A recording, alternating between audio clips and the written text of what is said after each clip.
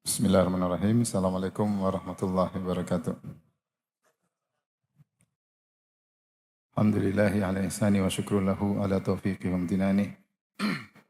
Asyhadu an la ilaha illallah wahdahu la syarika lahu ta'ziman li sya'nih wa asyhadu anna Muhammadan abduhu wa rasuluhu da'ila ridwani. Allahumma salli alaihi wa ala alihi wa ashabihi wa ikhwani. Hadirin hadirat yang dirahmati Allah Subhanahu wa taala, kita lanjutkan bahasan kita. Pada pertemuan sebelumnya telah kita bahas tentang kisah Nabi Ibrahim, kemudian Nabi Ismail dan juga Nabi Ishak. Kemudian Allah melanjutkan pembicaraan tentang Nabi Musa dan Harun. Allah Subhanahu wa taala berfirman pada ayat 114, "Wa laqad mananna 'ala Musa wa Harun." Dan sungguhnya kami telah melimpahkan nikmat karunia atas Musa dan Harun. Adapun karunia yang diberikan kepada mereka berdua sangatlah banyak. Di antaranya karunia yang Allah berikan kepada Nabi Musa yang Allah sebutkan dalam surat Thaha ketika Nabi Musa alaihissalam berdoa, di mana beliau berdoa dengan doa yang masyhur, Rabbi shrah li sadri wa yassir li amri wahlul 'uqdatam min lisani yafqahu qawli waj'al li waziran min ahli Harun akhi. Ya Allah, lapangkanlah dadaku, mudahkanlah urusanku, hilangkan kekakuan dari lisanku agar mereka bisa memahami perkataanku. Waj'al li waziran min ahli Harun akhi. Jadikanlah penolongku, pembantuku Harun. Ya. Dalam ayat yang lain, arsilhu, utuslah dia menjadi seorang rasul. Maka Allah mengatakan, qala qad utita su'laka ya Musa. Sungguh telah dikabulkan permohonanmu wahai Musa.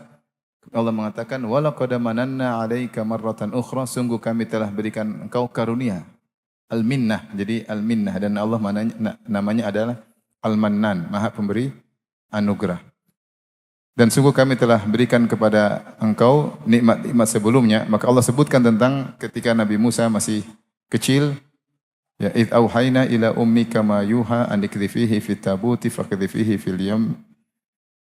Dan seterusnya. Ketika kau masih kecil, kemudian kau ingin dibunuh oleh Fir'aun, lalu kami ilhamkan kepada ibumu, lalu ibumu masukkan engkau dalam keranjang, lalu dilepaskan di sungai Nil, dan seterusnya. Allah sebutkan banyak-banyak nikmat tentang nikmat yang Allah berikan kepada Nabi Musa. Ini di antara anugerah nikmat yang Allah berikan kepada Nabi Musa. Yaitu Allah bilang, engkau minta kami kabulkan, dan yang kau tidak minta pun kami berikan. Ketika masih kecil Nabi Musa belum bisa minta apa-apa. Tapi Allah berikan dia karunia, menyelamatkan dia dari pembunuhan yang direncanakan oleh Fir'aun. Ini nikmat. Di antara nikmat yang Allah berikan kepada Nabi Musa, Allah jadikan dia seorang Rasul padahal dia tidak mau. Padahal dia tidak mau. Dan dia tidak, maksudnya bukan tidak mau, dia tidak mencari kerasulan tersebut. Tiba-tiba Allah Subhanahu wa taala mengatakan, idhhab ila fir'auna innahu tagha. Pergilah engkau kepada Fir'aun, sungguhnya dia telah melampaui batas. Musa akhirnya tadi berdoa supaya diberi kekuatan, kemudahan untuk bisa menghadapi Fir'aun. Dan ini adalah karunia. Karena kerasulan menurut pendapat Ahlus Sunnah wal Jamaah atau menurut umat Islam, kenabian atau kerasulan bukanlah perkara yang diusahakan. Bukan an-nubuwah laisat amran muktasaban, bukan perkara yang diusahakan. Tetapi dia murni karunia. Ya, dia murni karunia. Allah memilih, wallahu a'lamu haitsu yaj'alu risalatah. Allah memilih siapa yang Allah berkehendak untuk jadikan seorang rasul. Tanpa diusahakan oleh orang tersebut. Tiba-tiba Allah pilih jadi rasul sesuai dengan yang Allah siapkan untuk dirinya. Demikian juga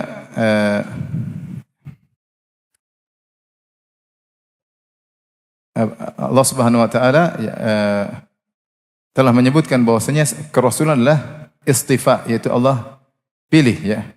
Bahwasanya Allahu yastafi minal malaikati rusulan wa minan nas. Allah memilih dari malaikat ada yang menjadi rasul Allah dan dari kalangan manusia ada yang Allah pilih. Istifa yaitu Allah pilih menjadi para rasul. Jadi bukan seperti perkataan orang-orang falasifah seperti Ibnu Sina dan Al-Farabi yang mereka mengatakan bahwasanya kenabian yang ingin jadi nabi bisa orang berusaha jadi nabi jika dia memiliki 3 kekuatan. Pertama, kuwatun nafs atau kuwatu al-hadas. Yang kedua namanya kuwatut takhyil, yang ketiga nama kuwatut ta'thir. Siapa yang memiliki tiga kekuatan ini, maka dia bisa berconnecting dengan al-aqal fa'al, maka dia kemudian menjadi rasul. Sehingga mereka mengatakan kenabian adalah perkara yang bisa diusahakan. Siapa yang jadi nabi, maka dia perlu mengupgrade dirinya, karena manusia terdiri atas jasad dan rohani, yaitu materi dan non materi. Jika dia bisa mengupgrade dirinya sehingga menjadikan rohnya dan akalnya tidak membutuhkan jasadnya, saat itu dia akan terconnecting dengan al-aqal fa'al. Ini semua omong kosong. Kata mereka al-aqal fa'al adalah akal yang tercurahkan dari as-sababul awal yang disebut dengan Ruhul Qudus atau Jibril. Sehingga menurut mereka tidak benar ada malaikat yang bersayap yang namanya Jibril yang datang menemui Muhammad SAW yang beri wahyu. Ini semua khayalan. Ini ternaskan dalam kitab-kitab Ibn Sina dan Al-Farabi, dan saya sudah nukil dalam buku saya yang terakhir tentang sifat-sifat Allah antara Ahlus Sunnah dan Falasifah dan Ahlul Kalam. Oleh karenanya pendapat ini mengatakan bahwasanya kenabian adalah perkara yang diusahakan, adalah perkara yang kekufuran. Berarti melazimkan Nabi Muhammad bukan Nabi terakhir. Bahwasanya orang bisa jadi Nabi. Kemana caranya? Pergi ke Gua Hira, kemudian mengupgrade diri, kemudian nanti jadi Nabi. Kalau enggak ke Gua Hira, pergilah aja ke Gua Ciremai, ya, atau ke Gunung Kidul, kemudian bertapa, tunggu di situ sampai ada yang bilang kum fa'anzir. Kalau enggak ada yang bilang tunggu aja. Ini enggak benar. Nabi terakhir siapa? Nabi Muhammad SAW. Bila Nabi lagi. Dan banyak Nabi tidak tahu apakah Nabi ketika pergi ke Gua Hira ingin jadi Nabi? Enggak. Dia ingin konsentrasi, ingin tahu tentang Allah, tiba-tiba datang malaikat dan dia pun ketakutan sampai dia mengatakan laqad khasyitu ala nafsi, saya khawatir suatu keburukan menimpaku. Dia tidak sedang mencari kenabian, tiba-tiba dia diangkat menjadi apa? Nabi. Nabi Musa pun tidak mencari kenabian. Dia pergi kabur dari Mesir, kemudian dia pergi ke Madian, kemudian gembala kambing 10 tahun, tiba-tiba diutus jadi Rasul. Tidak ada latihan-latihan jadi penggembala supaya jadi seorang Rasul, enggak ada. Nabi Isa alaihissalam masih kecil, latihan bagaimana caranya latihan? Tiba-tiba bisa berbicara. Tidak ada. Oleh karenanya kenabian adalah minnah, yaitu anugerah. Makanya Allah mengatakan walaqad mananna 'alaika marratan ukhra. Kau telah mendapat nikmat menjadi seorang rasul dan kau juga mendapat nikmat sebelumnya dengan nikmat yang banyak di mana Allah selamatkan engkau dari rencana Firaun untuk membunuhmu. Adapun Harun, karunianya yaitu Allah angkat dia menjadi seorang rasul gara-gara permohonan adiknya. Makanya dikatakan tidak ada orang yang paling berjasa terhadap kakaknya, saudara terhadap saudaranya seperti jasa Musa alaihissalam kepada Nabi Harun. Kenapa? Karena Nabi Harun menjadi seorang rasul karena doanya Nabi Musa alaihissalam. Fa arsilhu ma'iya rid'an. Ya, jadikanlah dia seorang waj'alli waziran min ahli. Jadikanlah dia rasul seperti aku, membantuku untuk mendakwahi Fir'aun. Wa Harun akhi Harun huwa afsahu minni lisana. Karena kata Nabi Musa, Harun lebih pandai ngomong daripada aku, maka jadikanlah dia juru bicaraku. Akhirnya Nabi Harun diangkat menjadi seorang rasul. Bayangkan, Nabi Musa tidak hanya berdoa, ya Allah jadikan Harun seorang soleh. Bukan seorang soleh saja, tapi menjadi seorang rasul. Makanya benar kata Allah, wa kana indallahi wajiha. Sungguh Nabi Musa punya kedudukan di sisi Allah. Bukti punya kedudukan, buktinya dia berdoa, jadikan ini rasul, Allah jadikan rasul. Luar biasa. Sementara kita berdoa, ya Allah, misalnya sebagian kita, mungkin tidak semua, sebagian kita, Allah jadikanlah anakku soleh. Enggak soleh-soleh. Ya Allah jadikan suamiku soleh. Enggak soleh-soleh. Ya Allah jadikan istriku soleha. Tetap aja suka ngomel. Ini berdoa, ya Allah jadikan kakakku seorang rasul, maka Allah apa? Kabulkan. Maka ini anugerah Allah berikan kepada Musa dan Harun. Harun alaihissalam menjadi seorang rasul padahal dia tidak ada niat untuk menjadi seorang rasul, tapi Allah pilih atas permintaan adiknya Musa. Kemudian Allah sebutkan nikmat yang lain dalam ayat 115. Wa najjaynahuma wa qaumahuma minal karbil azim. Dan kami telah selamatkan keduanya dan kaum mereka berdua dari penderitaan yang besar, penderitaan yang berkepanjangan. Udzina min qabli an ta'tiyana min ba'di ma ji'tana. Bani Israel berkata, wahai Musa, kami telah disiksa sebelum kau datang kepada kami dan setelah kau datang kepada kami. Siksaan yang berkepanjangan. Sebelum Nabi Musa lahir pun mereka sudah disiksa, diperbudak. Anak laki-laki dibunuh, wanita dihinakan. Setelah Nabi Musa datang berdakwah pun disiksa juga. Dijadikan budak dan dipekerjakan dengan penderitaan, disiksa. Fir'aun, wah, ya. Yang hobinya menyiksa kaum Bani Israel. Sehingga mereka mengalami penderitaan yang besar dan berkepanjangan. Penderitaan yang besar dan berkepanjangan, ya. Maka diusullah Nabi Musa agar menyuruh Fir'aun melepaskan Bani Israel. Agar Nabi Musa membawa Bani Israel keluar dari Mesir. Maka ini adalah anugerah yang besar, diselamatkan dari penderitaan. Setelah itu Allah berfirman, wa nasarnahum fakanu humul ghalibin. Dan kami tolong mereka, maka jadilah mereka orang-orang yang menang. Yaitu menang atas Fir'aun dan bala tentaranya. Setelah Fir'aun berhasil mengejar Musa dan kaumnya, ya, sebagaimana Allah sebutkan dalam Al-Quran, falamma tara'al jam'ani qala ashabu Musa inna lamudrakun. Qala kalla inna ma'iya rabbi sayahdin. Ketika dua grup sudah saling melihat, yaitu kelompoknya Nabi Musa dengan Bani Israel, anak-anak kecil, para wanita, orang-orang tua, orang-orang yang sakit. Sementara dari belakang sudah kelihatan pasukan Fir'aun dengan bala tentaranya. Semuanya keluar dari Mesir untuk mengejar Musa dan kaumnya. Dan sudah saling melihat. Sementara di depan mereka ada Laut Merah. Ketika itulah kemudian pengikut Nabi Musa berkata, inna lamudrakun. Sungguh kita bakalan ketangkap, kedapatan. Nabi Musa berkata, sekali-sekali tidak. Akhirnya benar, Allah suruh Nabi Musa memukulkan tongkatnya, laut terbelah, kemudian Nabi Musa dan kaumnya lewat. Setelah itu Fir'aun dan belantaranya nyusul, akhirnya dipukulkan kembali tongkat, maka lautan dengan tongkat Nabi Musa, maka tertutuplah, maka tenggelamlah mereka. Di sini Allah berfirman, wa nasarnahum fakanu humul ghalibin. Di antara nikmat yang Allah berikan kepada mereka adalah kami tolong mereka dan jadilah mereka yang menang. Jadilah mereka yang menang. Oleh karenanya di antara nikmat Allah membuat mereka lihat bagaimana musuh mereka yang selama ini menyiksa mereka tenggelam di hadapan mereka. Ya. Wa idh faraqna bikumul bahra fa anjaynakum wa aghraqna ala fir'auna wa antum tanzurun. Dan ingatlah ketika kami membelah lautan, kata Allah Subhanahu wa taala. Wa aghraqna ala fir'aun, dan kami tenggelamkan Fir'aun dan bala tentaranya, wa antum tanzurun, dan kalian melihat. Ini suatu nikmat atau tidak? Nikmat enggak? Kalau kita lihat penjahat yang sering menyiksa keluarga kita tewas, nikmat atau tidak? Nikmat. Pingin sih ada orang yang sekarang hidup pingin mati, kita pingin lihat, cuma enggak mati-mati. Mau saya, kata Allah, di antara nikmat, wa antum tanzurun, dan kamu melihat mereka. Dan Allah sebutkan juga, di antara nikmat yang dirasakan oleh penghuni surga, ketika mereka melihat ternyata di akhirat kelak, orang-orang yang selalu mengejek, menghina, ternyata disiksa. Nikmat, melihat para penyiksa mereka, penghina mereka, ternyata disiksa. Membuat mereka semakin bahagia karena mereka selamat dari siksaan tersebut. Sebaliknya orang di sisa neraka semakin menderita ketika melihat orang-orang yang mereka ngejek, mereka ejek ternyata dapat kenikmatan.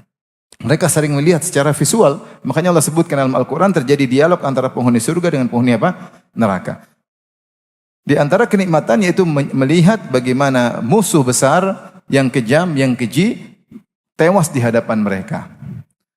Makanya Allah mengatakan wa nasarnahum, kami selamatkan mereka yaitu Bani Israel dari Fir'aun dan belantaranya, fakanu humul ghalibin, maka mereka lah yang menang. Sebagian ahli bahasa mengatakan kalau nasar dengan min yaitu kami selamatkan. Misalnya wa nasarnahu minal qaumil ladzina kadzdzabu biayatina, atau kami selamatkan dia dari orang-orang yang mendustakan ayat-ayat kami. Itu kami mencegah dia dari ditangkap oleh orang-orang yang jahat. Ada juga nasara ala, yaitu kami mengalahkan. Seperti Allah mengatakan kami dalam Al-Quran itu nasara, kemudian ada ala. Kalau nasara bersama ala berarti mengalahkan. Tapi kalau tidak ada min, tidak ada ala, seperti dalam ayat ini, wa nasarnahum, bukan nasarna min atau nasarna ala, maka kata sebagian ahli bahasa, maka mencakup kedua-duanya. Yaitu maknanya kami menyelamatkan mereka dari kejaran Fir'aun dan kami mengalahkan mereka dengan menenggelamkan apa?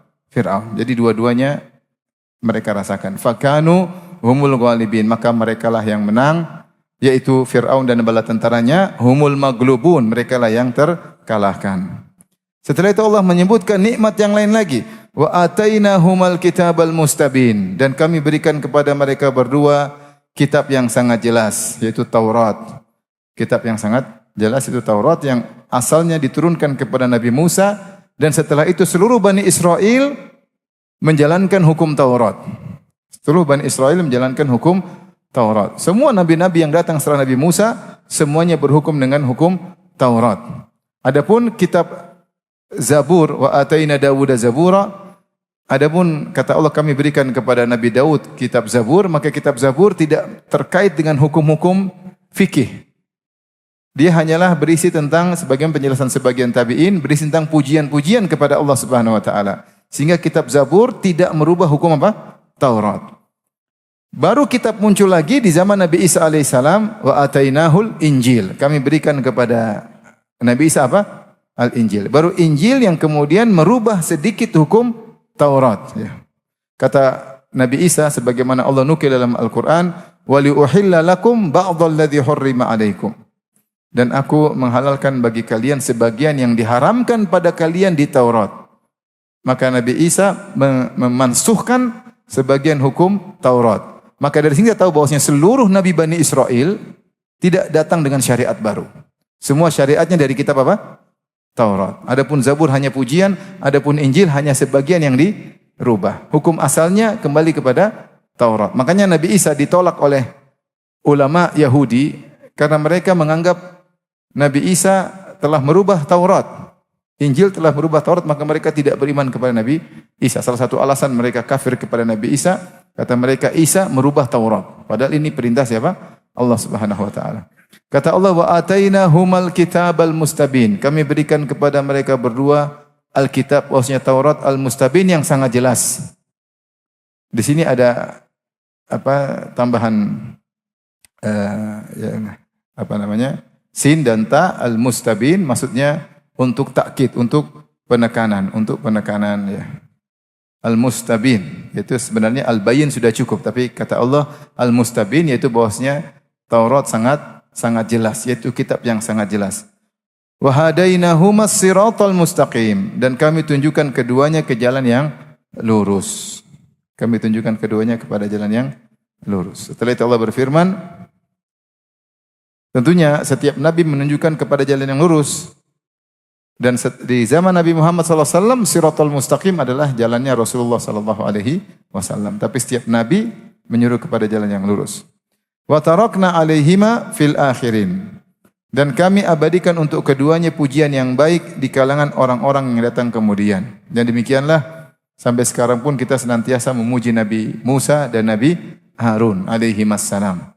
Dua-duanya Rasul yang sangat mulia yang Allah utus kepada orang yang sangat zalim dan sangat kejam, yang melampaui batas kekejamannya dan kezalimannya, kekufurannya, itu Fir'aun. Maka mereka tetap terpuji sampai di orang-orang belakangan. Apalagi di zaman tersebut tentu mereka berdua dipuji oleh kaumnya. Dipuji. Semua orang bangga punya nabi seperti Nabi Musa, bangga punya nabi seperti Nabi Harun. Ternyata pujian tersebut kekal terus sampai orang-orang belakangan. Sampai kita umat Islam senantiasa memuji Nabi Musa dan Nabi Harun. Salamun ala Musa wa Harun. Kesejahteraan dilimpahkan atas Musa dan Harun. Inna kadzalika najzil muhsinin, dan demikianlah kami beri balasan kepada orang berbuat baik. Ada hukum sebab akibat. Allah memberikan balasan yang baik kepada mereka sehingga mereka senantiasa terpuji di zaman mereka, bahkan pujian terus kekal sampai setelah mereka meninggal dunia, dan pujian tetap ada di orang-orang belakangan. Kenapa? Ada sebabnya. Karena mereka berdua berbuat ihsan. Makanya Allah mengatakan, inna kadzalika najzil muhsinin. Demikianlah kami berikan balasan kepada orang berbuat ihsan. Dan sering saya sampaikan, ihsan maknanya dua, yaitu ihsan terkait dengan ibadah kepada Allah dan ihsan terkait berbuat baik kepada manusia. Siapa yang menggabungkan keduanya, maka dia orang yang paling bahagia. Ketika dia beribadah kepada Allah, dia merasa dilihat oleh Allah. Seperti Nabi ketika ditanya tentang fa akhbirni anil ihsan, Jibril alaihissalam bertanya, kabarkan kepadaku tentang ihsan, maka Nabi mengatakan, anta budallaha ka'annaka tarahu, engkau beribadah kepada Allah seperti melihat Allah. Fa illam takun tarahu fa innahu yarak. Jika kau tidak bisa lihat Allah, maka yakinlah Allah pasti melihatmu. Ini penting dalam setiap ibadah yang kita lakukan. Kita baca Quran, kita merasa Allah sedang melihat kita. Kita salat malam, kita merasa Allah sedang melihat kita. Kita berbakti sama orang tua, kita merasa sedang dinilai oleh Allah Subhanahu wa taala. Kita bertutur kata yang lembut dengan istri, kita merasa sedang dinilai oleh Allah. Kita datang menasihati anak kita, kita merasa sedang dilihat oleh Allah Subhanahu wa taala. Dan semua kebaikan yang kita lakukan hendaknya merasa dilihat oleh apa? Allah. Kalau kita senantiasa demikian, kita sudah mencapai derajat ihsan. Dan ini perlu dilatih sehingga merasa perasaan tersebut selalu hadir, itu yang disebut dengan muraqabah. Merasa selalu diawasi oleh Allah. Karena Allah adalah innallaha kana 'alaikum raqiba. Allah senantiasa mengawasi kalian. Nah, orang yang senantiasa berbuat ihsan, merasa dilihat oleh Allah, maka dia insyaallah akan ikhlas dan selamat dari riya. Kenapa orang bisa riya? Karena hilang merasa dilihat oleh Allah. Sehingga dia mulai mencari penilaian manusia, penilaian netizen, penilaian teman-temannya. Ketika dia disibukkan dengan penilaian Allah, dia akan lupa dengan penilaian dari manusia, sehingga dia tidak berharap pujian dari manusia. Maka ini harus sering kita latih. Satu amalan kita lakukan. Sekarang saya baca Quran, apakah saya ihsan atau tidak? Taib. Saya mengajak orang makan, saya undang ke rumah. Apakah saya ihsan? Allah sedang melihat saya menjamu tamu misalnya. Saya sedang bertutur kata dengan istri. Apakah Allah hadir dalam diri saya bahwasanya saya sedang bersifat lembut kepada istri? Kita merasa Allah lihat kita. Ketika mungkin kita harus memaafkan seorang. Ketika saya memaafkan kawan yang berbuat salah kepada saya. Apakah hadir dalam diri kita bahwasanya Allah sedang melihat kita? Kalau senantiasa kita merasa demikian, itulah derajat ihsan. Ini ihsan yang pertama. Ihsan yang kedua adalah berbuat baik kepada orang lain. Berbuat baik kepada orang lain dengan yang bisa kita, dengan perkataan, dengan perbuatan, dengan pikiran, dengan materi. Ketemu setiap orang, bagaimana saya bisa memberi faedah kepada dia. Apa yang bisa saya lakukan untuk dia demi kebaikannya. Meskipun hanya sekedar kata-kata yang baik. Meskipun hanya sekedar menyenangkan hatinya. Siapa yang bisa menggabungkan keduanya, maka dia orang yang paling bahagia. Kata Syekh Sa'di bahwasanya pokok kebahagiaan dua, yaitu ikhlas dan al-ihsan ilan nas. Yaitu ihsan. Ikhlas hanya mencari penilaian Allah, hanya mencari muka kepada Allah dalam melakukan ibadah. Yang kedua, berbuat baik kepada orang lain. Siapa yang menggabungkan keduanya, maka dia orang paling bahagia. Dan balasannya pasti indah. Makanya di sini Allah mengatakan, inna kadzalika najzil muhsinin. Demikianlah kami balas mereka berdua, sebagaimana kami beri balasan kepada orang berbuat ihsan. Sebagaimana, meskipun mungkin balasan tersebut datang belakangan. Lihatlah Nabi Yusuf alaihissalam ketika dia akhirnya menjadi seorang bangsawan, dia berkata, innahu mayyattaqi wa yasbir, fa innallaha la yudhi'u ajral muhsinin. Siapa yang bersabar dan bertakwa, Allah tidak akan menyia-nyiakan ganjaran orang yang berbuat ihsan. Orang yang berbuat ihsan. Bukan berbuat ihsan. Dalam kondisi apapun. Nabi Yusuf alaihissalam ketika di penjara, dia muhsin. Ketika jadi bangsawan, dia muhsin. Makanya ketika dia di penjara dalam kondisi hina, datang dua orang minta ditafsirkan. Mereka mengatakan, tafsirkanlah mimpi kami. Kenapa? Nabbi'na bi ta'wilih inna naraka minal muhsinin. Wahai Yusuf, tafsirkanlah mimpi kami berdua. Kami melihat engkau termasuk orang yang muhsin, yang ihsan. Dia di penjara lemah. Ketika jadi bangsawan tidak berubah, tetap saja ihsan.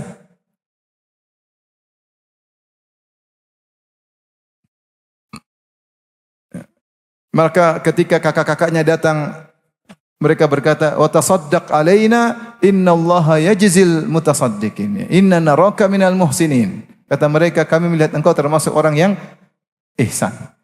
Subhanallah, ketika dia miskin, ketika dia kaya, sifatnya selalu menempel. Selalu berbuat apa? Ihsan. Selalu merasa dilihat oleh Allah dan selalu berusaha berbuat baik kepada orang lain dengan kemampuan yang dia miliki. Dengan kemampuan yang dia miliki. Maksudnya tidak harus jadi orang ihsan, harus orang kaya, enggak. Yusuf ketika miskin jadi orang ihsan. Kata para ulama apa? Ketika di penjara, dia berbuat baik, bantu orang, nasihati orang.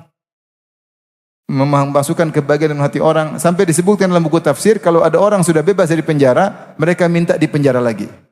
Kenapa? Supaya bisa satu kamar dengan siapa? Nabi Yusuf.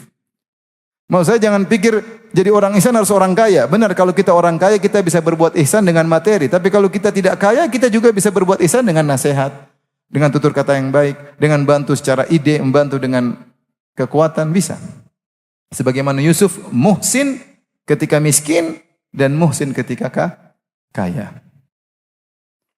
Maka ini penting. Inna kadzalika najzil muhsinin. Yakinlah orang berbuat ihsan akan diberi balasan kebaikan. Allah mengatakan, hal jazaul ihsani illal ihsan. Tidak ada balasan orang berbuat ihsan kecuali ihsan juga. Maka tidak usah khawatir. Ihsan yang kita lakukan tidak akan sia-sia. Allah akan balas cepat atau lambat. Di dunia sebelum di akhirat. Di dunia sebelum di akhirat. Taib. Kata Allah, innahuma min ibadinal mu'minin. Dan sungguhnya mereka berdua, Musa dan Harun, termasuk dari hamba-hamba kami yang beriman. Setelah itu Allah pindah kepada nabi yang lain, Nabi Ilyas. Kata Allah, inna Ilyas laminal mursalin. Sungguhnya Ilyas termasuk para rasul. Ini salah satu dari nabi-nabi Bani Israel. Dan Ilyas disebutkan dalam Bible, dalam perjanjian lama dengan nama Elia atau Elias. Elia atau apa? Elias. Yaitu dia berdakwah kepada Bani Israel.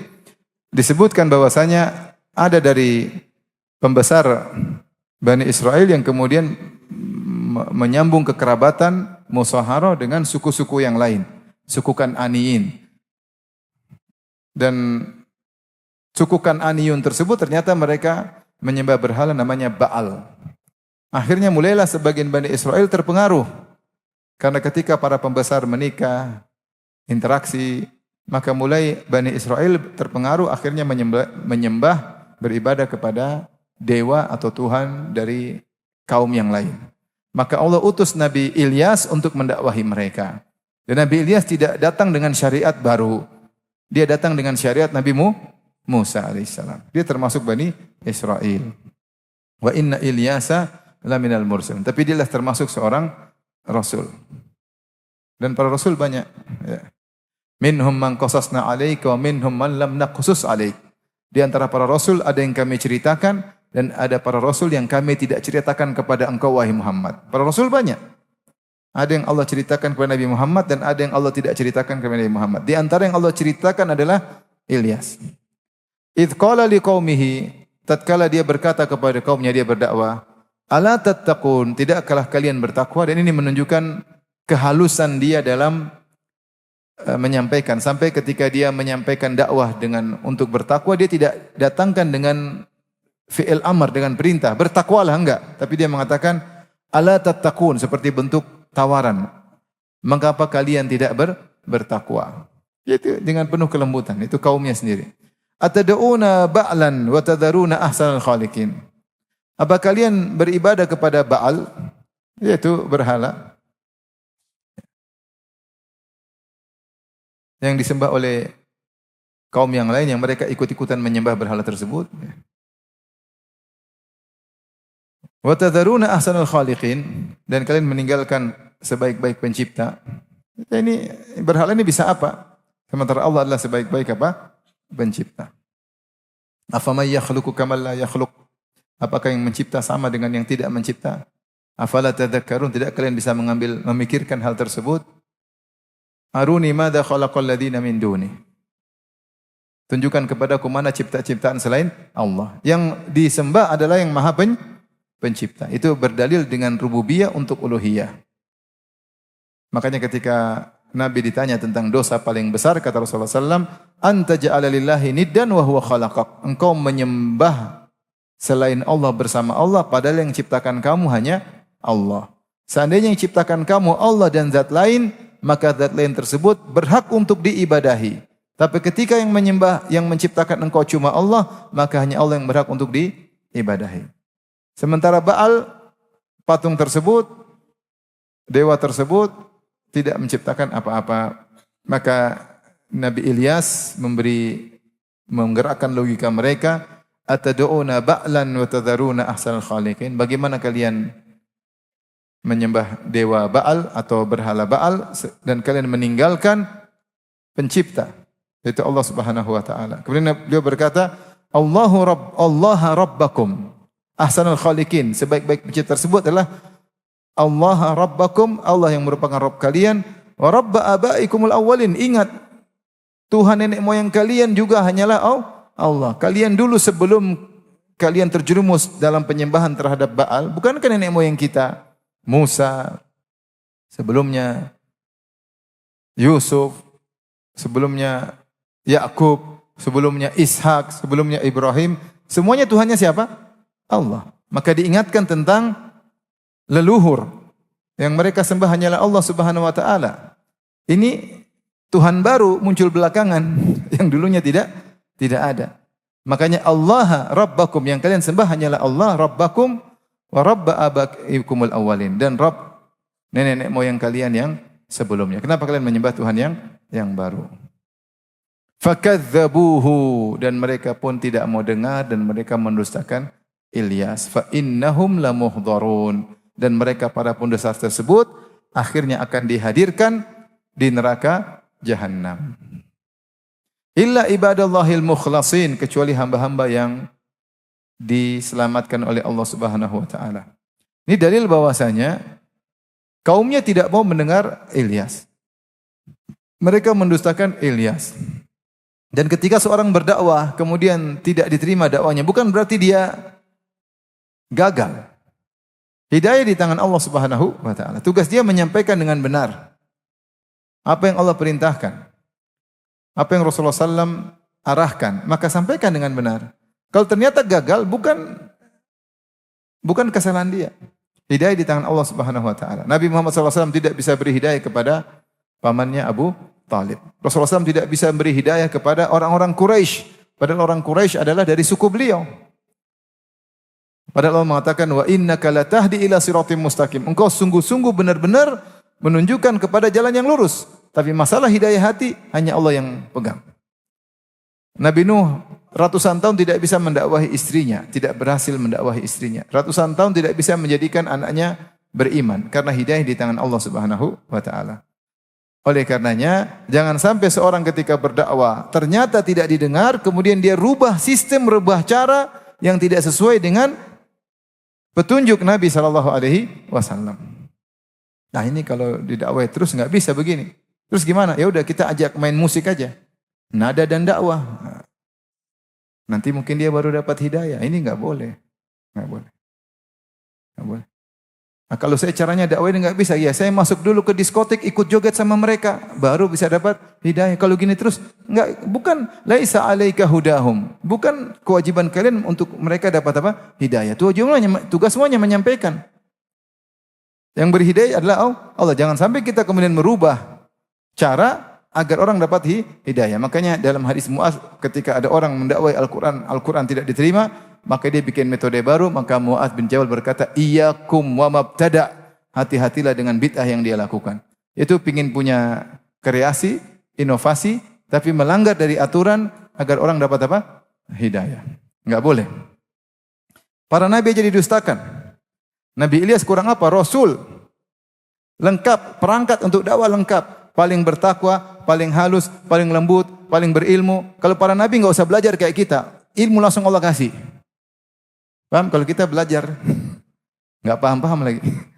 Para nabi mereka dapat ilmu langsung. Jadi perangkat untuk sebagai petunjuk hidayah sudah lengkap. Tetapi karena hidayah di tangan Allah, mereka akhirnya sebagian mereka didustakan, sebagian mereka dibunuh. Tapi apakah mereka dikatakan gagal atau salah? Enggak, mereka enggak salah. Maka Allah mengatakan fakadzabuhu, maka ini hiburan. Para ulama mengatakan Allah menyebutkan kisah-kisah ini kepada Nabi Muhammad SAW sebagai tasliyah, sebagai hiburan kepada Rasulullah SAW. Bahwasanya kalau didustakan, ada nabi-nabi sebelum yang telah didustakan. Walaqad kudzibat rusulun min qablik, sungguh telah didustakan rasul-rasul sebelum engkau. Fa innahum lamuhdharun. Mereka para pendusta tersebut akan diseret ke neraka illa ibadallahil mukhlasin, kecuali hamba-hamba Allah yang al-mukhlasin. Sebagian ulama mengatakan apa namanya? Al-mukhlasin maknanya itu orang yang diselamatkan oleh Allah Subhanahu wa taala karena keikhlasan mereka. Karena keikhlasan mereka, mukhlisin akhirnya mereka mukhlasin. Akhirnya mereka diselamatkan. Ini menunjukkan akan agungnya ikhlas. Bahwasanya ikhlas adalah sebab keberkahan datang dari Allah Subhanahu wa taala. Setelah Allah berfirman wa tarakna alaihi fil akhirin. Dan kami abadikan Ilyas pujian yang baik di kalangan orang-orang yang datang kemudian. Sampai sekarang Nabi Ilyas tetap terpuji. Meskipun dia didustakan oleh kaumnya. Dia tetap terpuji. Kenapa dia seorang Rasul dan dia telah berdakwah sesuai dengan perintah Allah Subhanahu wa taala. Salamun ala Ilyasin. Dan keselamatan bagi Ilyasin. Apa makna Ilyasin? Ilyasin maka ada yang mengatakan Ilyasin yaitu Ilyas itu sendiri. Ilyasin. Cuma orang Arab mereka demikian. Mereka kalau ini kan dari bahasa asing sebenarnya, dari bahasa Ibrani. Ketika diterjemahkan dalam bahasa Arab, terkadang mereka rubah dengan tambahan. Seperti misalnya Bukit Tursina, terkadang Allah mengatakan Tursaina, Saina, apa? Saina dalam ayat surat Al-Mu'minun Allah mengatakan Saina. Dalam surat yang lain Allah mengatakan Waturi Sinin. Jadi Saina, Sinin. Bisa Saina, bisa apa? Sinin. Ilyas bisa Ilyasin. Seperti itu. Seperti Mikal, bisa Mikail. Nah, bahasa Arab tuh bisa begitu. Seperti Ibrahim, bisa Ibrahim. Israel, bisa Israin. Israin. Di antaranya adalah Ilyas bisa apa? Ilyasin. Ini pendapat. Jadi Ilyasin ya Ilyas itu sendiri. Cuma terkadang disebut Ilyas, terkadang disebut apa? Ilyasin. Ada yang mengatakan salamun ala Ilyasin, maksudnya keselamatan bagi segelintir orang yang mengikuti Nabi Ilyas. Jadi Ilyasin dari Ali Yasin. Ali Yasin maksudnya pengikut Ilyas. Pengikut Ilyas. Seperti ala Fir'aun, pengikut Fir'aun. Keselamatan bagi Ilyas dan para pengikutnya. Maksudnya demikian. Yang lainnya dibinasakan oleh Allah. Adapun Ilyas dan pengikutnya diselamatkan oleh Allah Subhanahu wa taala. Selamat di surga, tidak dimasukkan dalam neraka. Berbeda dengan orang-orang yang mendustakan Nabi Ilyas, kata Allah Subhanahu wa taala, fa innahum lamuhdharun, mereka akan dihadirkan di akhirat untuk dimasukkan dalam neraka Jahannam. Sekali lagi Allah berfirman, inna kadzalika najzil muhsinin. Demikianlah kami memberi balasan kepada orang-orang berbuat ihsan, berbuat ihsan. Jadi hidup ini ikhwan berusaha kita berbuat ihsan. Merasa selalu diawasi oleh Allah Subhanahu wa taala, terus berpikir bagaimana apa yang bisa saya lakukan pada orang sekitar kita, apa kebaikan yang bisa saya lakukan pada istri, kepada anak, pada tetangga, kepada kakak, kepada adik semampu kita. Kalau kita bisa berbuat ihsan dengan nasihat, bisa dengan materi. Karena itu akan dibalas oleh Allah Subhanahu wa taala di dunia sebelum di akhirat. Innahu min ibadinal mu'minin. Sungguhnya Ilyas termasuk dari hamba-hamba kami yang beriman. Inilah Nabi Ilyas yang juga dikenal dalam Bible disebut Elia atau Elias. Kemudian Allah berpindah kepada Nabi Lut. Nabi Lut.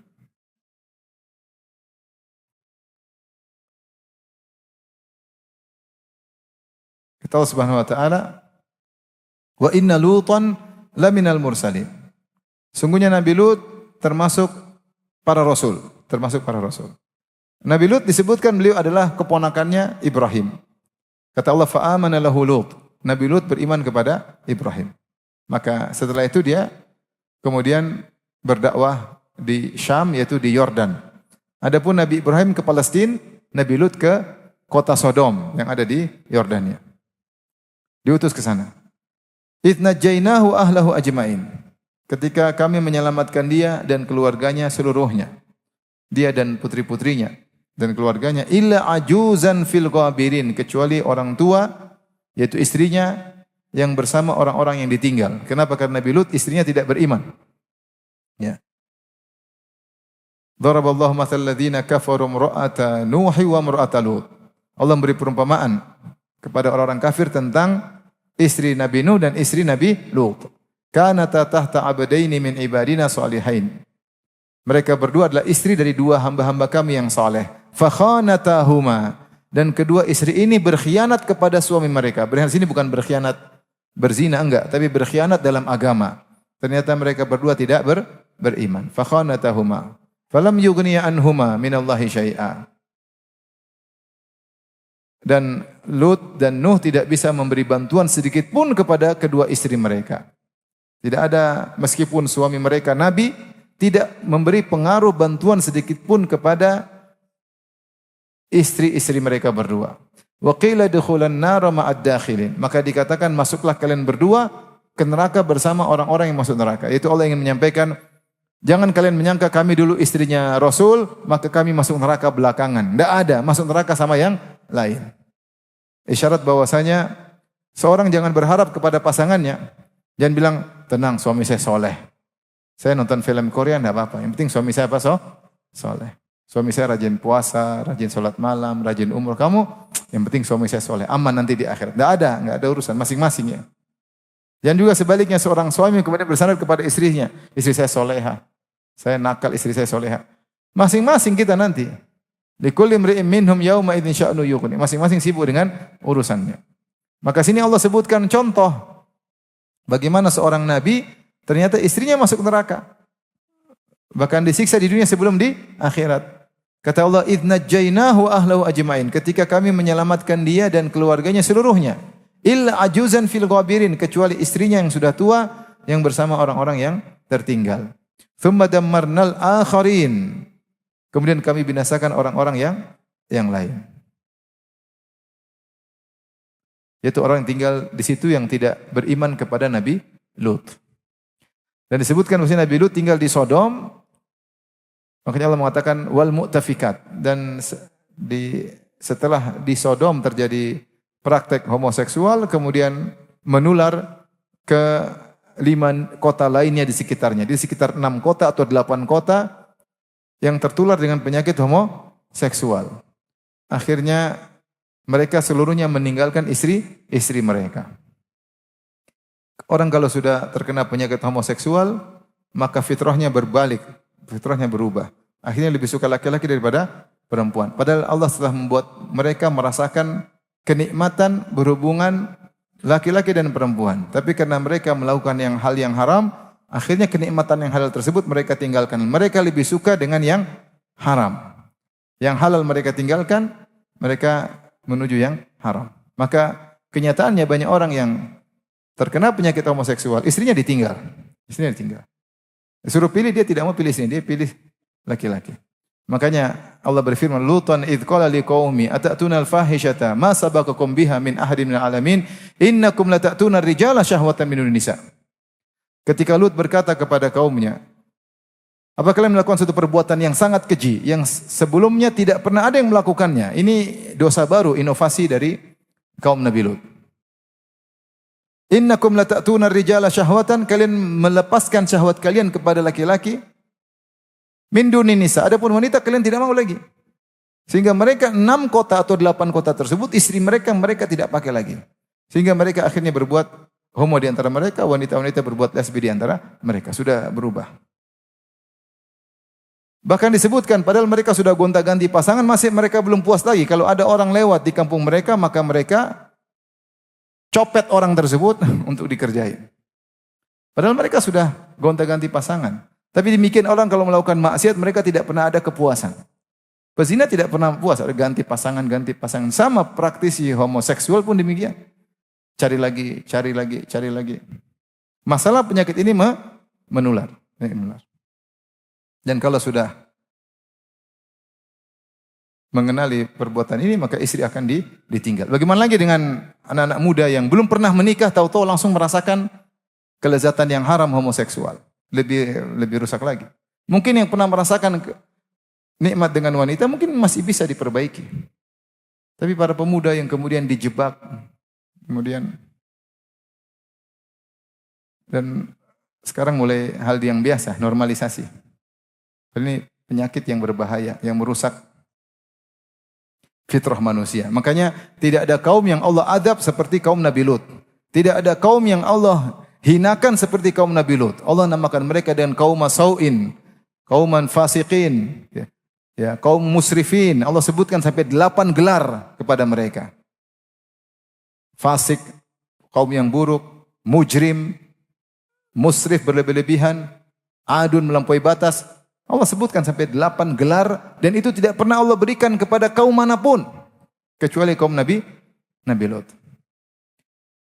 Disebutkan oleh sebagian ahli tafsir, kenapa mereka bisa terjerumus dalam perbuatan homoseksual yang hewan pun tidak melakukannya? Tentu dengan godaan syaitan, semua sudah ditakdirkan godaan syaitan, di mana sebagian laki-laki melakukan kebiasaan yang tidak baik, yaitu menggauli manusia, menggauli istri mereka dari belakang. Itu dari dubur. Ketika terbiasa, akhirnya mereka melihat sebagian anak muda yang wajahnya tampan, dihiasi oleh syaitan, akhirnya mereka pun berpindah pada yang lain. Akhirnya dari dubur wanita ke dubur laki-laki. Waliyadzubillah, akhirnya jadi hal yang terbiasa. Akhirnya syaitan menghiasi dan semua kemaksiatan dihiasi oleh syaitan. La uzayyinanna lahum fil ard, kata syaitan sudah bersumpah, aku akan menghiasi maksiat bagi mereka di atas muka. Di antaranya maksiat homoseksual. Maka sekarang kita lebih khawatir pada anak laki-laki daripada anak perempuan. Apalagi timbul tokoh-tokoh liberal yang menghalalkan homoseksual. Maka jadi hal yang biasa. Maka kita jangan anggap ini biasa. Waspada, ingatkan, perlu ada pendidikan dini di pondok-pondok, ya, agar mengerti bahwa ini dosa besar yang buat Allah murka. Dan bagi mereka yang terjerumus dalam dosa ini, bertobat kepada Allah. Mungkin bertobat, mungkin. Dan ada orang sudah bertobat. Dan Nabi Lut alaihissalam diutus kepada mereka untuk bertobat. Seandainya mereka tidak mungkin bertobat, buat apa Allah utus Nabi Lut alaihissalam? Berarti kemungkinan bertobat bisa sembuh bisa jika dia bertekad dan berusaha berdoa. Tapi kalau tidak, maka susah. Nikmat dengan kenikmatan tersebut, terus sampai akhirnya meninggal dunia dalam sering melakukan dosa besar, bertahun-tahun bergelimang dalam dosa besar yang dia lebih buruk daripada zina. Atau bayangkan ada orang berzina tiap hari, buruk atau tidak? Buruk. Ini lebih buruk daripada zina. Kemudian dia puluhan tahun melakukan homoseksual terus sampai meninggal dunia.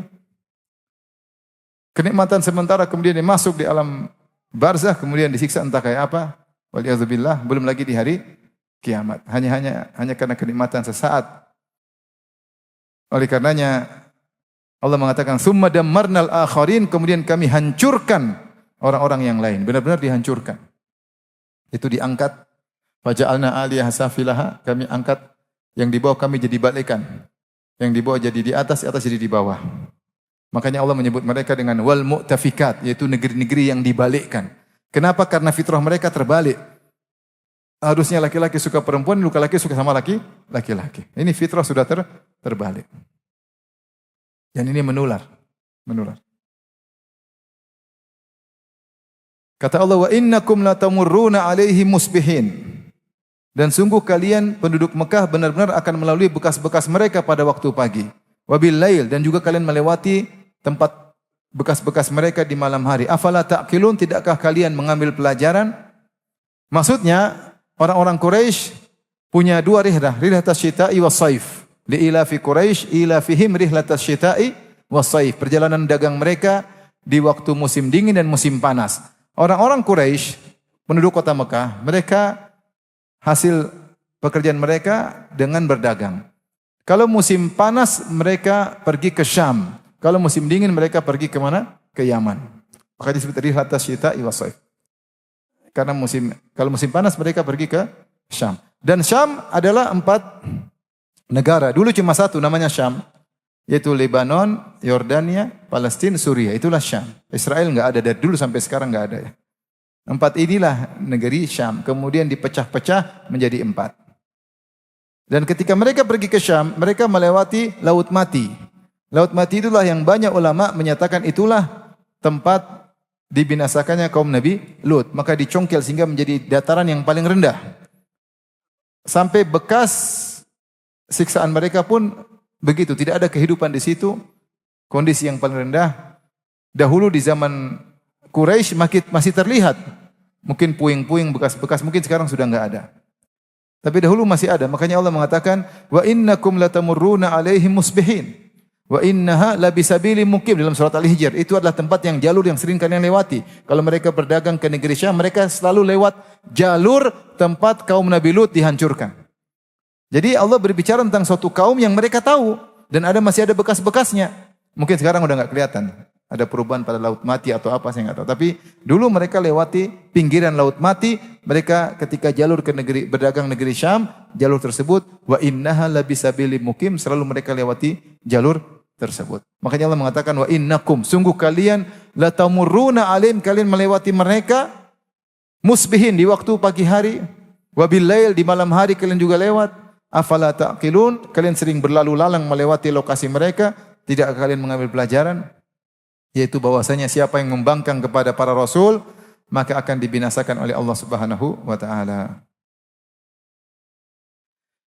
Setelah itu Allah sambung dengan kisah Nabi Yunus alaihissalam.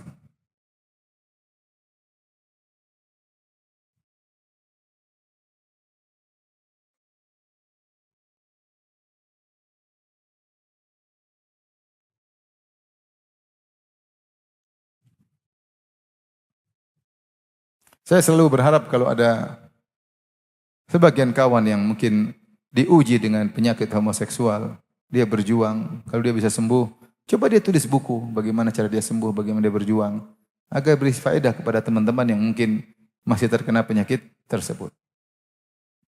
Karena banyak orang terkena tidak keinginan dia, masih kecil mungkin digoda sehingga trauma atau dipaksa, dalam tanda kutip diperkosa oleh sebagian orang yang kurang ajar, akhirnya terjadilah dia seperti itu, menular penyakitnya. Dan banyak kejadian-kejadian yang mungkin dia tidak inginkan tapi ternyata akhirnya menjadi gay atau menjadi homoseksual. Ya. Kalau mereka meminta pertolongan kepada Allah Subhanahu wa taala dengan penuh doa, insyaallah penyakit bisa hilang, itu penyakit bisa sembuh, tapi harus berjuang. Nah, teman-teman yang mungkin pernah sakit kemudian sembuh dan ada orang-orang seperti itu, tolong tulis tulisan, sharing tanpa harus menyebut nama, buat cerita bagaimana perjuangan agar menjadi motivasi bagi teman-teman yang masih terkena penyakit tersebut. Kasihan, maksudnya mereka homo terus, maksiat puluhan tahun kemudian meninggal dalam kondisi seperti itu, terkena penyakit macam-macam, terus meninggal, kasihan. Maka dikasih pegangan motivasi agar mereka bisa berjuang menyembuhkan diri mereka. Allah berfirman, wa inna Yunus laminal mursalin. Sungguhnya Yunus benar-benar seorang rasul. Sungguh dia benar seorang rasul. Idh abaqa ilal fulkil mashhun. Ketika dia lari menuju ke kapal yang penuh muatan. Ini ada dua pendapat di kalangan para tafsir. Kenapa dia kabur? Mayoritas berkata, Nabi Yunus alaihissalam berdakwah di kaumnya, menyuruh mereka beriman, terus mereka tidak mau beriman, akhirnya dia marah, dia pergi. Seperti dalam firman Allah yang lain dalam surat Al-Anbiya, wa dhannuni idh dhahaba mughadiban, ketika Dhannun yaitu Nabi Yunus alaihissalam tatkala pergi dalam kondisi marah, fa dhanna an lan naqdir alaih, dan dia menyangka kami tidak akan menegurnya, mempersempit urusannya.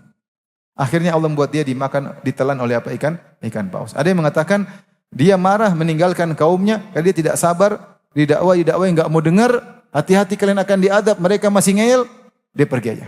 Dia pergi. Maka Allah tegur dia dengan cara Allah Subhanahu wa taala. Pendapat sebagian yang lain seperti Thahir bin Asyur menyebutkan bahwasanya sebab dia ditelan oleh ikan paus karena dia ditunjuk jadi rasul seperti Nabi Musa ketika Allah tiba-tiba berbicara Nabi Musa, innani anallah la ilaha illa ana. Saya sungguhnya adalah Allah, wahai Musa. Kemudian kata Allah, wa matil kabiyaminika ya Musa. Apa yang di tongkat kananmu, wahai Musa? Di tangan kananmu. Ini adalah tongkatku ya Allah, aku begini-begini. Lemparkanlah. Tiba-tiba jadi ular. Ambillah jadi biasa lagi. Setelah itu Allah berfirman, idhaba ila fir'aun innahu tagha. Pergilah kepada Fir'aun, dakwahi dia. Maka Nabi Musa takut. Karena selama ini dia kabur dari Fir'aun, sekarang disuruh dakwahi apa? Fir'aun. Maka dia berdoa dengan doa yang kita dengar tadi. Maksudnya ketika disuruh dakwah, dia takut tapi dia tetap menjalankan dengan memohon kemudahan dari Allah. Nah, sebagian ulama berpendapat, Nabi Yunus ketika di negeri Nainawa, di Mosul, di Irak, dia diutus di mana? Di Irak. Juga dari kalangan Bani Israel. Juga Nabi Yunus tidak membawa syariat baru. Dia pakai syariat siapa? Nabi siapa? Musa alaihissalam. Ada yang mengatakan Nabi Yunus itu abad ke-8 sebelum Masehi. Wallahu a'lam bishawab. Tapi intinya dia adalah nabi-nabi dari kalangan Bani Israel. Maka ketika dia diutus, dia merasa berat. Enggak ya Allah. Maka dia kabur. Dia enggak mau diutus jadi rasul. Ini pendapat. Pendapat pertama, dan ini pendapat mayoritas sebenarnya Ibnu Katsir dan yang lainnya, dia berdakwah, mereka tidak mau dengar, dia marah, dia kabur. Pendapat kedua, disuruh dakwah, dia enggak mau.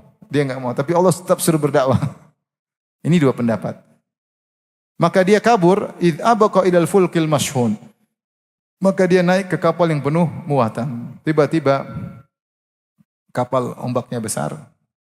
Maka akhirnya harus ada yang diturunkan. Barang-barang diturunkan.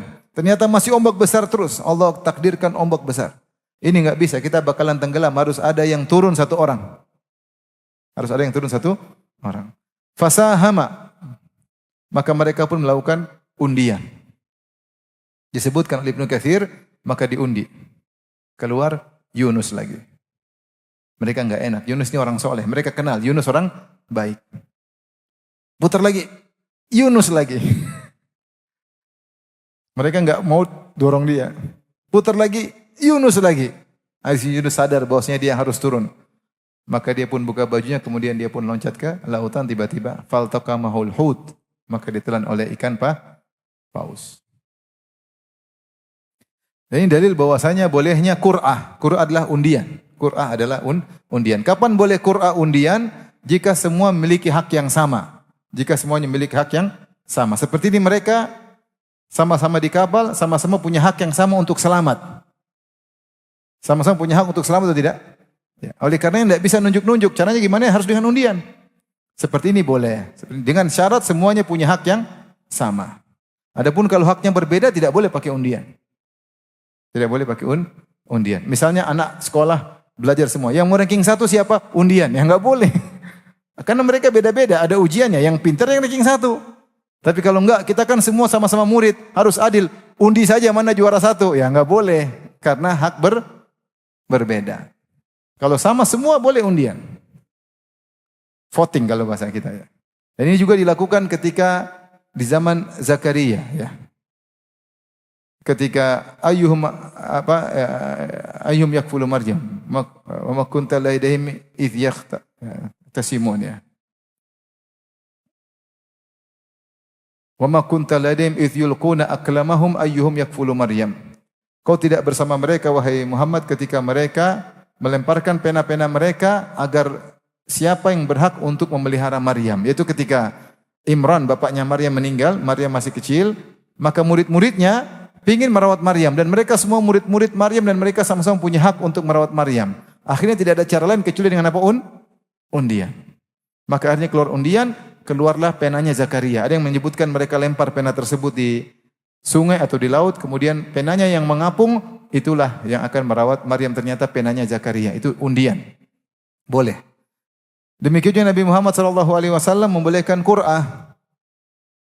Seperti Nabi ketika bersafar, istri beliau ada 9 dan semua punya hak untuk menemani Nabi. Maka Nabi undian, yang keluar namanya ikut Nabi. Kalau satu enggak perlu undian, ajak aja. Enggak perlu undian. Undian sama aja, kamu juga. Karena mereka punya hak yang sama. Namun kalau hak berbeda, maka tidak boleh undian. Undian hanya berlaku pada ini salah satu hukum. Dan dilakukan oleh Nabi Yunus alaihissalam.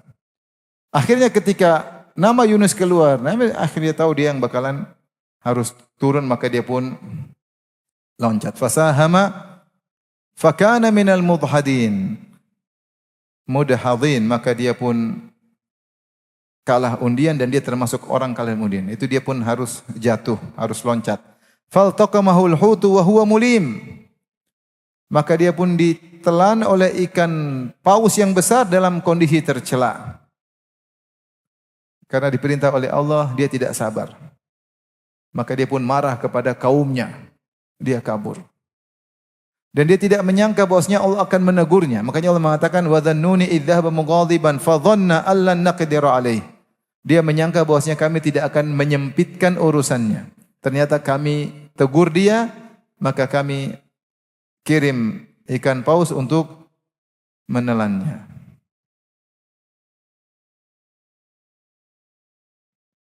Saya telah berfirman, "Falaula annahu kana minal musabbihin." Kalau bukan Yunus termasuk orang yang pernah bertasbih. Tasbih sini ada 3 tafsiran kata Ibnu Katsir. Dulu dia pernah bertasbih. Sini Allah mengatakan dengan fi'il madhi. Falaula annahu kana, kalau bukan dia dulu pernah bertasbih. La labitha fi batnihi ila yaumi yub'atsun. Kalau dia dulu tidak pernah bertasbih, kami akan biarkan dia dalam perut ikan paus sampai hari kiamat. Yaitu perut ikan paus tersebut akan menjadi kuburannya. Allah akan biarkan dia dalam perut ikan paus sampai hari kiamat.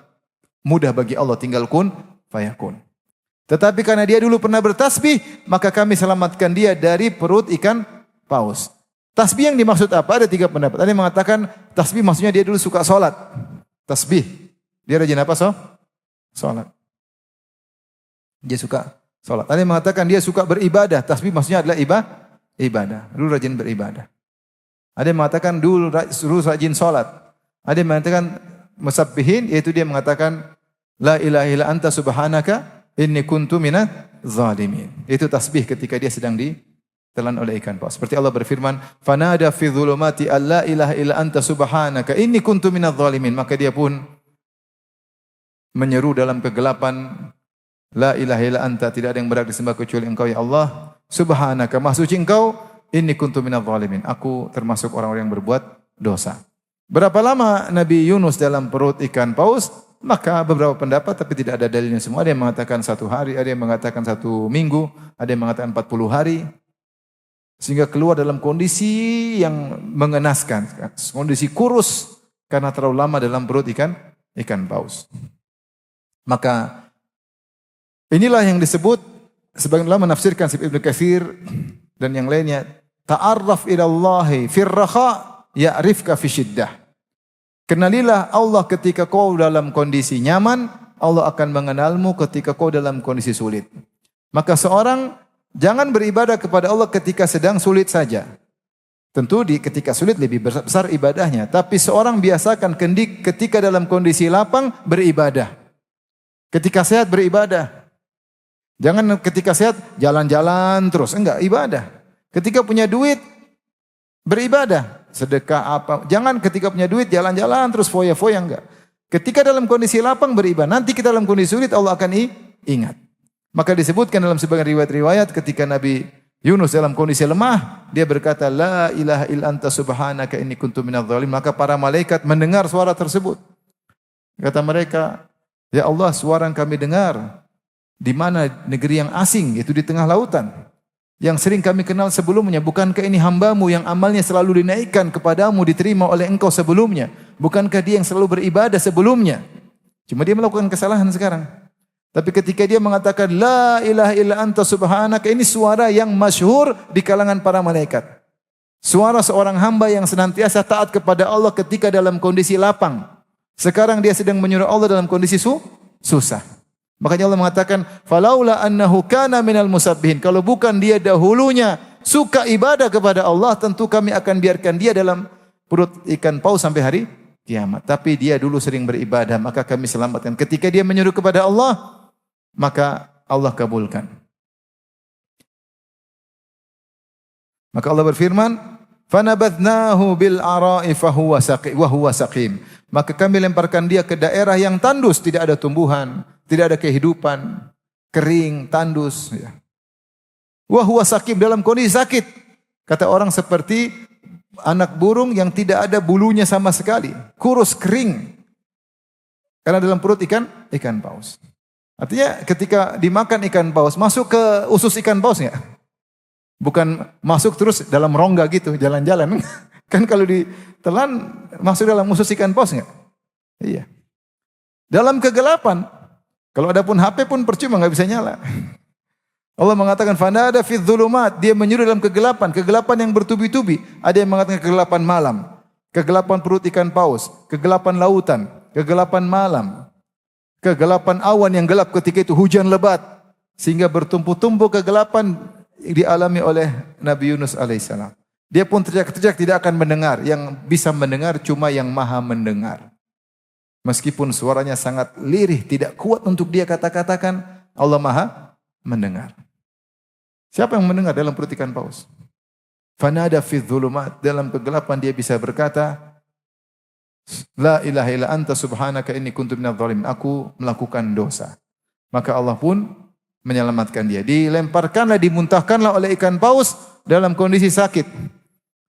Di tanah yang tandus. Terus apa yang mau selamat dengan tanah yang tandus? Mau apa? Tinggal mati kalau tanah tandus. Enggak ada kehidupan, enggak ada air, enggak ada makanan, enggak ada tumbuhan. Tinggal mati. Tapi Allah punya cara untuk memperbaiki dia. Kata Allah, wa ambatna alaihi syajaratan min yaqtin. Maka kami tumbuhkan untuk dia sebatang pohon dari jenis labu. Ada yang mengatakan Nabi, karena dia tidak pakai baju, kedinginan, maka Allah tumbuhkan labu dengan cepat. Daunnya lebar, bisa untuk dia berselimutkan. Dan pohonnya, buahnya bisa dimakan. Bahkan bijinya pun bisa dimakan. Untuk bisa mengembalikan kesegaran tubuhnya. Dubba. Yaitu yaktin. Makanya Rasulullah SAW suka makan labu. Kalau dia makan, Rasulullah di antara yang suka dia adalah makan labu. Anas bin Malik mengatakan, aku melihat Rasulullah SAW dia tetap berdubba. Rasulullah suka makan labu. Sejak itu aku pun suka makan apa? Labu. Maka tubuhnya sehat kembali. Kalau Allah ingin selamatkan, maka Allah siapkan sebab-sebabnya. Dan dia selamat dengan apa? Dengan istighfar. Dengan istighfar. Mengakui kesalahan adalah sebab keselamatan. Dan ini dalil bahwasanya para nabi juga bisa mungkin melakukan kesalahan. Dan sebelumnya nabi-nabi lain juga melakukan kesalahan. Nabi Adam melakukan kesalahan, makan buah yang dilarang. Nabi Musa pernah mukul orang sampai meninggal, melakukan kesalahan. Nabi Nuh pernah berdoa agar anaknya diselamatkan, pun Allah tegur. Yaitu nabi-nabi mungkin melakukan apa? Kesalahan, tapi hanya dosa kecil, hanya dosa-dosa kecil. Tapi karena nabi maka ditegur dengan teguran besar. Dengan teguran besar. Dosa, kalau kita bilang ini pun dosa-dosanya apa? Didakwahi, jengkel. Memang enggak mau dengar. Kira-kira begitu aja. Tapi ini karena seorang Rasul, besar bagi Allah. Akhirnya ditegur agar bisa kembali mendakwahi mereka. Maka Allah berfirman, wa arsalnahu ila mi'ati alfin aw yazidun. Maka kami utus dia dan kami telah mengutusnya kepada 100.000 wa arsalna. Apakah ini maksudnya sebelumnya Allah kabarkan? Allah mengatakan wa arsalnahu dan kami telah mengutusnya kepada 100.000 orang. Au yazidun, au di sini maksudnya bal yazidun, bahkan lebih dari 100.000. Bukan atau, tapi maksudnya au maknanya adalah bal. Seperti firman Allah Subhanahu wa taala, seperti sabda Nabi sallallahu alaihi wasallam,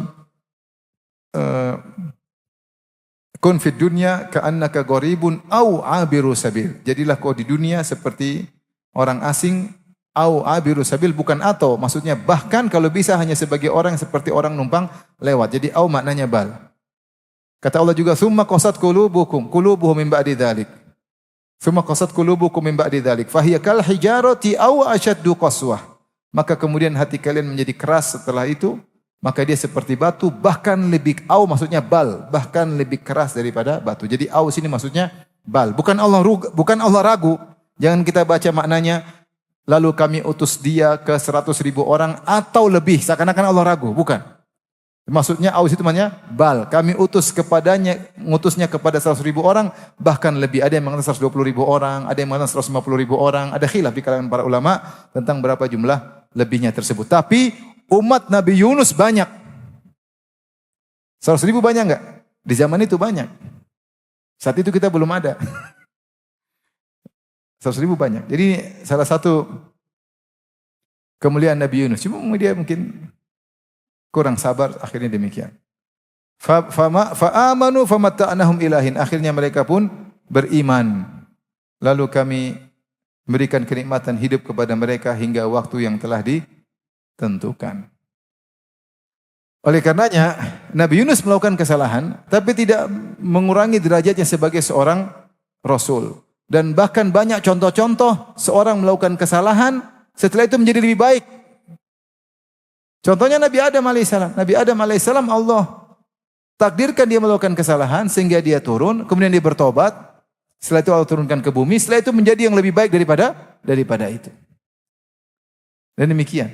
Makanya orang melakukan kesalahan bisa jadi itu sarana bagi dia untuk menjadi lebih baik daripada sebelumnya. Seperti Nabi Yunus alaihissalam.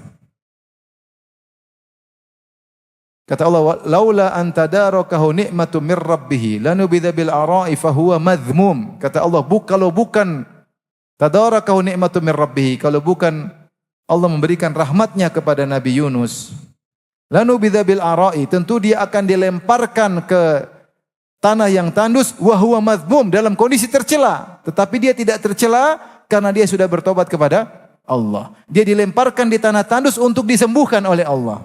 Paham? Allah mengatakan walaula anta darakahu ni'matu mir rabbih dalam surat Nun dan surat Al-Qalam. Lanu bidzabil ara'i wa huwa madhmum, kalau bukan karena rahmat Allah kepadanya, tentu dia akan dilemparkan ke tanah tandus dalam kondisi tercela. Tetapi karena Allah telah merahmatinya, karena dia sudah bertobat kepada Allah, kami lemparkan dia di tanah tandus dalam kondisi tidak tercela karena Allah ingin mengobatinya. Maka dalam hadis Rasulullah SAW melarang seorang jangan mengatakan ana khairun min Yunus bin Matta. Tidak boleh seorang mengatakan demikian. Rasulullah janganlah salah seorang berkata ana khairun min Yunus bin Matta. Saya Rasulullah lebih baik daripada Yunus bin Matta. Jangan. Datang dalam hadis-hadis Rasulullah mengatakan jangan kau mendahulukan aku di atas Musa. Jangan bilang saya lebih baik daripada Musa. Jangan kau bilang saya Muhammad lebih baik daripada Yunus. Sementara dalam hadis lain Rasulullah mengatakan ana sayyidu waladi Adam yaumal qiyamah wala fakhr. Aku adalah pemimpin para manusia anak Adam dan aku tidak sombong. Yaitu Nabi adalah Rasul yang terbaik. Dan dalam banyak dalil Rasulullah adalah manusia yang terbaik. Dan Allah mengatakan tilkar rusulu faddalna ba'dhum ala ba'd. Demikianlah para rasul kami memuliakan satu di antara yang lainnya. Tapi kenapa dalam dua hadis ini Rasulullah bilang jangan kau mengatakan memuliakan saya daripada Nabi Musa. Apa maksudnya? Kata para ulama maksudnya sebabnya ada, yaitu karena ketika itu ada seorang Yahudi berkata demi Allah yang telah mengutus Nabi terbaik Musa, maknanya. Akhirnya ada sahabat yang marah kemudian tampar dia. Muhammad lebih mulia. Yang lapor kepada Rasulullah. Rasulullah mengatakan jangan kau mengatakan aku lebih afdal daripada Musa. Maksudnya jangan dalam rangka menjatuhkan Nabi yang lain. Tidak boleh. Tidak boleh. Muhammad lebih baik daripada Musa. Dalam rangka menjelekkan Nabi Musa, maka ini haram karena semua Nabi mulia. Dan jangan sampai gara-gara kalian mendengar cerita tentang Nabi Yunus, akan-akan Nabi Yunus tercela. Dia tidak tercela. Namun demikianlah ceritanya, dia pernah melakukan kesalahan agar dia ditegur oleh Allah sehingga menjadi lebih baik daripada sebelumnya. Jangan terbetik dalam benak kalian mengatakan Muhammad lebih baik daripada Yunus. Sampai Allah mengatakan wala takun ka sahibil huti idz nada. Jangan kau seperti Yunus. Allah dalam Al-Quran mengatakan, jangan kau seperti Yunus. Namun jangan sampai kita baca ayat ini, Allah mengatakan, wahai Muhammad, jangan kau seperti Yunus yang kurang sabar ya. Jangan sampai kemudian mengatakan Muhammad lebih baik daripada Yunus dalam rangka untuk merendahkan Nabi Yunus. Semua Nabi adalah Rasulullah manusia terbaik. Dalam dunia ini, makhluk terbaik, Nabi Muhammad SAW. Setelah itu, Nabi Ibrahim alaihissalam. Setelah itu siapa? Ulul azmi minar rusul. Ulul azmi minar rusul 5. 2 di antaranya Muhammad dan siapa? Ibrahim. Sisanya siapa? Musa, siapa? Musa, terus Isa, Nuh. Nuh, Musa, Isa. Itu 5. Rasul yang terbaik. Setelah itu baru para rasul yang lain. Setelah para rasul baru nabi yang bukan rasul. Setelah itu baru kemudian wali-wali Allah Subhanahu wa taala, para syuhada, para siddiqin, para salihin ya. Ya. Jangan sampai ketika seorang baca kisah Nabi Yunus kemudian dia merasa Nabi Yunus kok begini. Jangan begitu. Kita ini siapa dibandingkan para rasul? Kita pun tidak tahu kondisi dia seperti apa. Mungkin kaumnya membangkang, kita pun enggak tahu. Kita baru ceramah satu masjid aja diusir, memang Allah hendak kalian masuk neraka jahanam. Assalamualaikum. Kita enggak tahu apa yang dialami oleh Nabi Yunus alaihissalam. Cuma ketika dia kurang sabar, Allah tegur. Oleh karena Rasulullah mengatakan, jangan kalian bilang saya Muhammad lebih baik daripada Yunus. Rasul larang. Kalau maksud kalian untuk menjatuhkan siapa Nabi Yunus, untuk menjatuhkan nilai Nabi Yunus. Nabi Yunus adalah para wa inna Yunusa laminal mursalin. Sungguh dia benar-benar dari kalangan para rasul. Adapun apa yang terjadi pada dia adalah dalam rangka untuk mengangkat derajatnya. Maka ini faedah bagi kita bahwasanya jika seorang bertobat, jika orang berdosa, kembalilah. Karena orang kalau berdosa bukan berarti kemudian dia hancur. Kalau dia bertobat dia akan bisa kembali, bahkan lebih baik daripada sebelumnya. Makanya Allah mengatakan ketika Allah berbicara tentang Ashabul Ukhdud, orang-orang yang menyiksa kaum mukminin, dibakar hidup-hidup, Allah mengatakan innal ladzina fatanul minal mu'minati tsumma lam yatubu. Sungguhnya orang-orang yang membakar kaum mukminat kemudian tidak bertobat, maka mereka masuk neraka jahanam. Intinya kalau mereka bertobat, mereka tidak jadi masuk neraka jahanam. Padahal mereka sudah membakari kaum mukminat ribuan orang. Setelah itu Allah berfirman, wa huwal ghafurul wadud. Sungguhnya Allah Maha Pengampun lagi Maha Mencintai. Kata para ulama, Allah gandengkan Al-Ghafur Maha Pengampun, Al-Wadud Maha Mencintai. Maksudnya apa? Kalau kau bertobat, kau diampuni oleh Allah dan kau kembali dicintai oleh Allah Subhanahu wa taala. Betapa banyak contoh-contoh orang bersalah kemudian menjadi lebih afdol setelah mereka melakukan dosa, mereka lebih baik karena mereka sadar dan bertobat lalu lebih dicintai oleh Allah Subhanahu wa taala. Di antaranya Yunus alaihissalam, di antaranya Nabi Adam. Kata Allah, wa asa Adamu rabbahu faghawa thumma jatabahu rabbu fataba alaihi wa hada. Maka Adam pun bermaksiat dan menyimpang, thumma jatabahu, kemudian Allah pilih dia. Bayangkan sudah berdosa, bertobat, selalu habis itu dipilih oleh Allah, diberi petunjuk. Maka Adam menjadi lebih baik setelah diturunkan di atas muka bumi karena Allah ingin mengujinya. Setelah berdosa menjadi orang lebih hebat untuk dikembalikan ke surga dengan lebih afdol daripada seandainya dia tidak berdosa. Maka kalau kita melakukan dosa segera kembali kepada Allah agar menjadi lebih baik. Wallahu taala alam bisawab. Demikian saja yang bisa saya sampaikan.